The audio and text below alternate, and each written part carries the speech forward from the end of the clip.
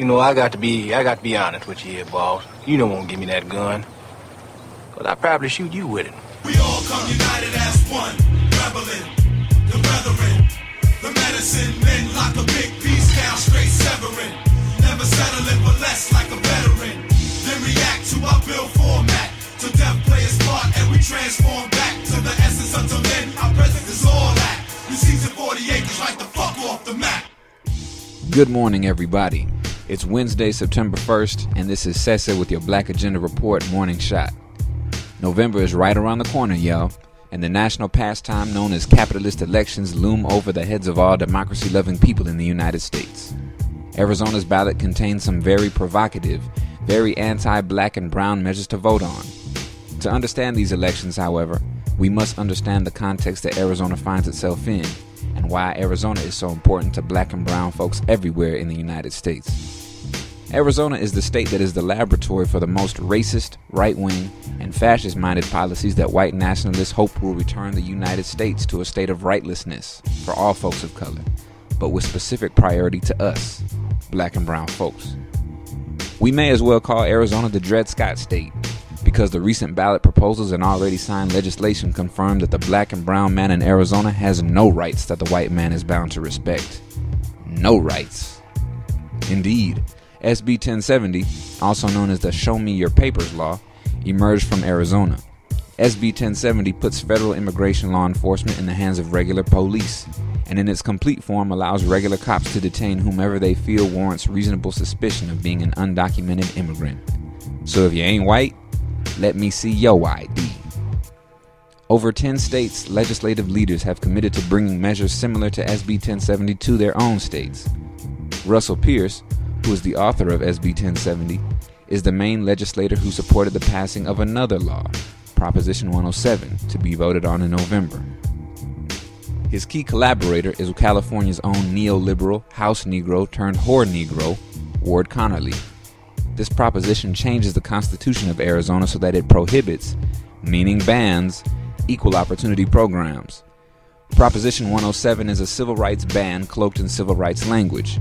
Indeed, it is actually named the Civil Rights Initiative and speaks in wording like, "This state shall not discriminate against or grant preferential treatment to any individual or group on the basis of race, sex, color, ethnicity, or national origin in the operation of public employment, public education, or public contracting."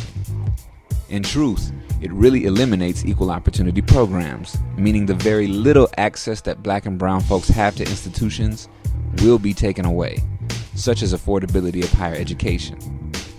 This proposition seeks to maintain and exacerbate long-standing inequalities, rather than reverse them, as its language can possibly misguide us to believe.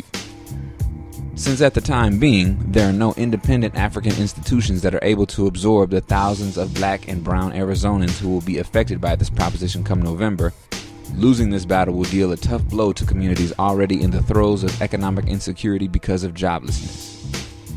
1070 and 107, note the similar numbering, are tied to other laws that revoke funding from public schools and school districts with undocumented children who are learning, as well as a measure that has already effectively outlawed all ethnic studies, whether they be in the form of classes, campus groups, and other organized forms of black and brown folks mobilizing in order to know ourselves. And they trust their children to our schools, and we should be teaching these kids that this is the land of opportunity, and if they work hard, they can achieve their dreams, and not teach them that they're oppressed.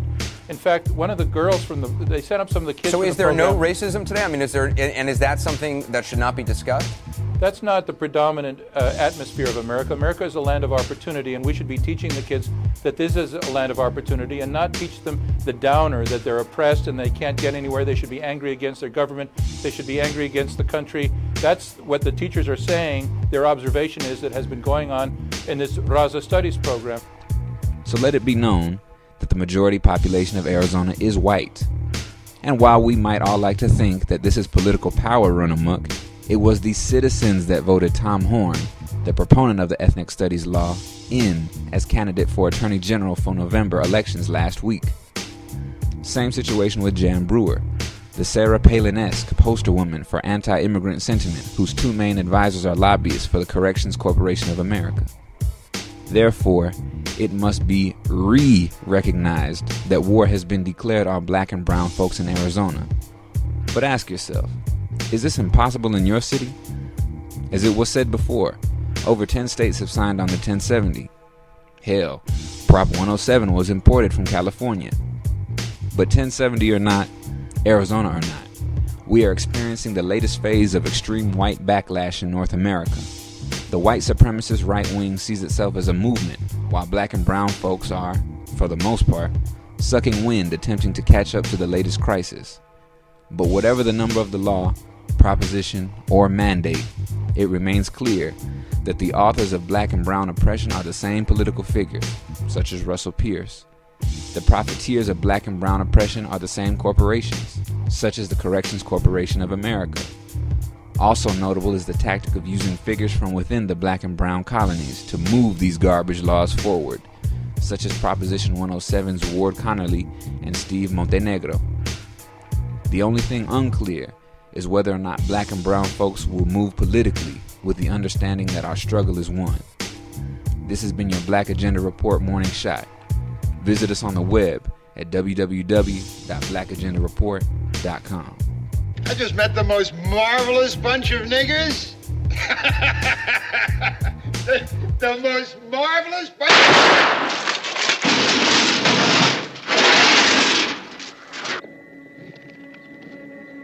You get 'em?